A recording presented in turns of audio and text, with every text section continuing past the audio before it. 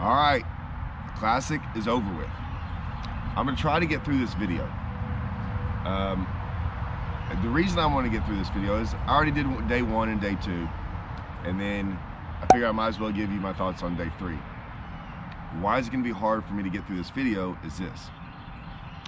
My video tomorrow I think is gonna be it'll probably be my best video of the year.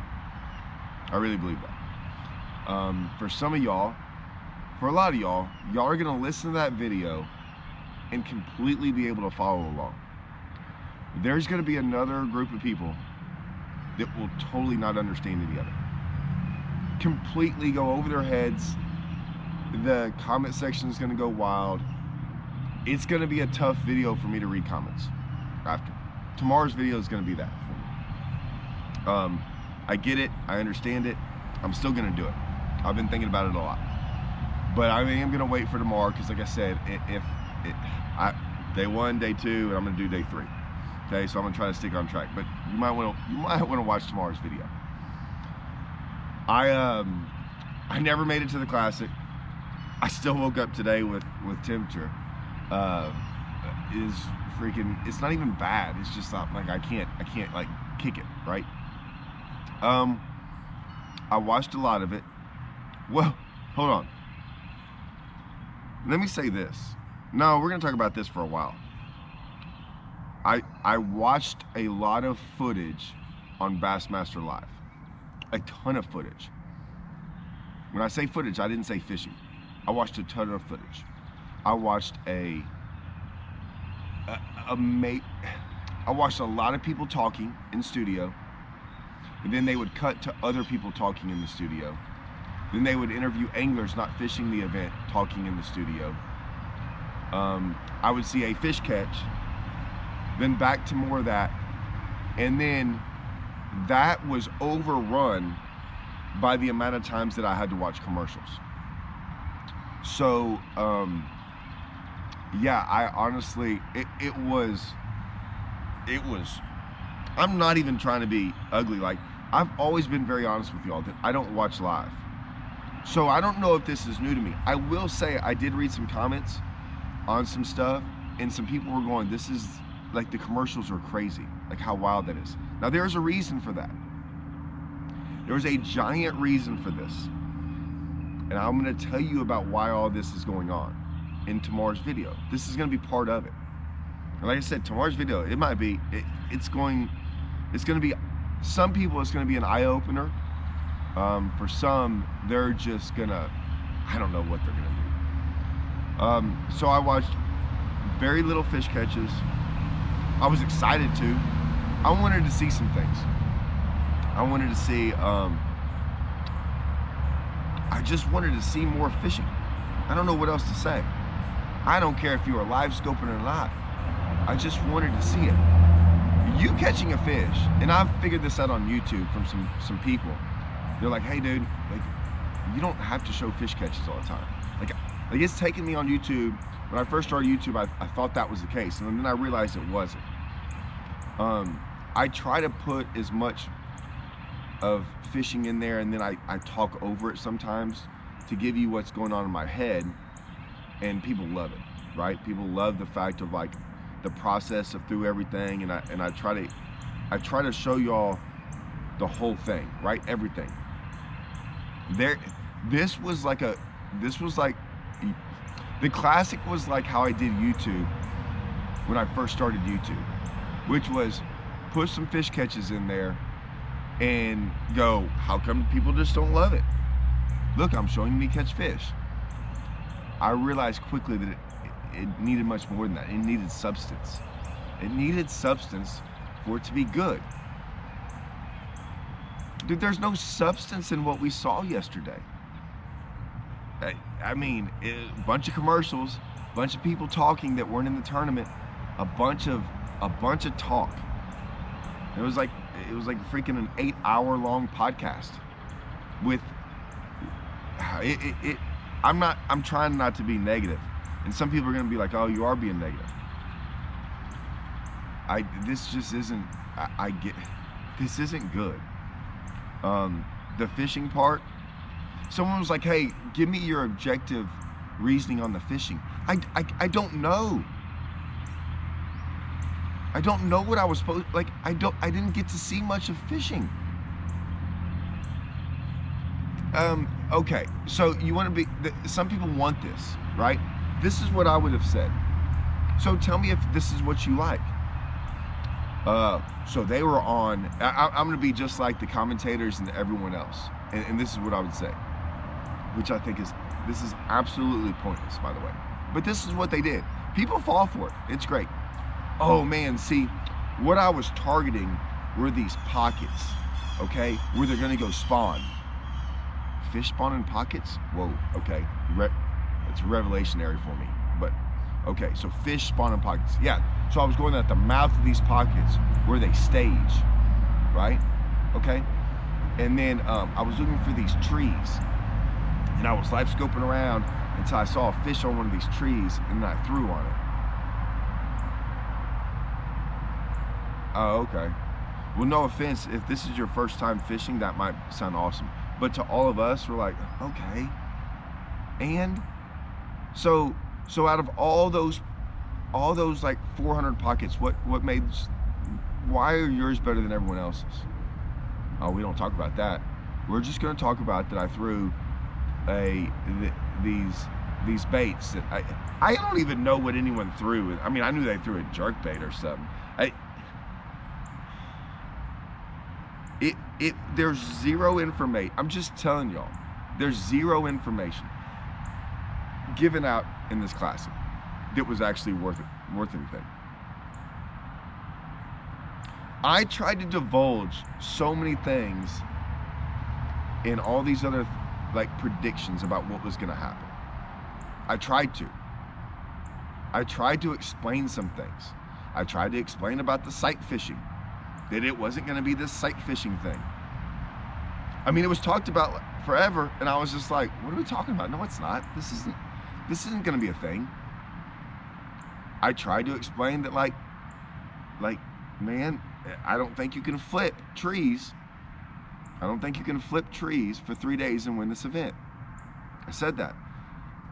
I was pretty much dead right, almost, on the fact that I was like, man, I think if you went around and threw a moving bait, chatterbait, like whatever, you could win this thing, which Lee almost did to a degree. Like I said, I was trying to pick someone that wasn't using live scope. With live scope, and I'm not knocking it. I'm like, dude, I'm using it in every tournament this year. I have to. It is so much better than everything else. The Classic just showed you that. I can't tell you how many people were like, well, there was a bunch of guys that used it that didn't do good. Okay, but some of the guys that did freaking crushed everyone else. Lee Livesey had, in my opinion, I hadn't talked to him. I texted him this morning. I leave guys alone when they're fishing. In all honesty, I thought he had possibly one of the best tournaments I've ever seen. He fished that tournament to a T to win. And he came up third. And this isn't even a knock on live scope. It's just that you can't fish normal if live scope's in play. You will get beat. I would have gotten beat in that event. I would have. I'm not even saying I'm as good as those guys.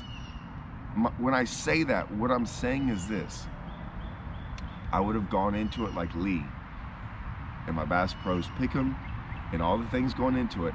I said that's what I would have done because that's how I've always done good there. I can't get over that. On Rayburn, not anymore on Rayburn. You can't, you beat me long enough on Rayburn doing what I do and you're doing something different, I'm gonna change. So I'm changing. Not because I want to, because I have to if I want to compete fishing tournaments. Now, is that a good thing or a bad thing? We're gonna get into that tomorrow. I'm gonna lay it all out there for some of you guys that still can't figure it out. They don't understand. Some people look at things so simple. It's either this way or this way. They don't ever think about anything else. most of these fishermen out there, I'd say 75% of fishermen too are like that. They don't think about anything else. The number one thing they look out for is themselves. Don't ever let you think anything different. They look out for themselves first. Their best interest in what they think is their best interest in life. They might be wrong. They just can't grasp a hold of everything. But I will say, the Classic, now, as far as Easton, I think Easton's a good fisherman. I think he's pretty special. I think he's pretty special with his electronics. I think for him to do what he's done, regardless of anything else, being that young and having that much composure in a Bassmaster Classic is pretty remarkable. I don't care who you are. So like, that's insane. And for him to struggle like he did, you know, early on, like not getting, like, hats off to him. I will say this. I'm gonna make a whole nother video about this too. I got some videos to make, so get ready. It's gonna be fireworks for the next week. I want y'all to, if you remember back, Easton is very young. Very young. It's his rookie year. It's irrelevant about that it's his rookie year going on right now. He's a very young angler. Listen to people. So over the past couple, especially last year, there was this old versus young, scoper versus non-scoper, veterans versus rookies, all these different things. You heard it. Like, it wasn't just from us. It was in the organization, in the fishermen. You could see it. There's reason for that. Some of us had to be quiet, right? Because when we open our mouth, boy, people can't wait to come to defend. So everyone thought that that's what was going on. Go listen to all the anglers. Go listen to all these guys when they talk about Easton. Go back and listen. Good kid, very respectful, does things the right way. Everyone said that. Everyone's had something good to say about him. I'm gonna let y'all that sink in for some of y'all. All the old guys, all the old fishermen, and when I say old, 30 and up, they all had good things to say about Easton, and they've been around him very little. But yet, right? So I'm gonna say, there was a reason, right? They have a lot of respect for Easton for being so young. Did things the right way, carries himself the right way, very respectful. I've met him. Surprised me when I met him last year. I was like, oh, cool. It's a dude I can go root for. The fishing part, it went down exactly like I thought it would.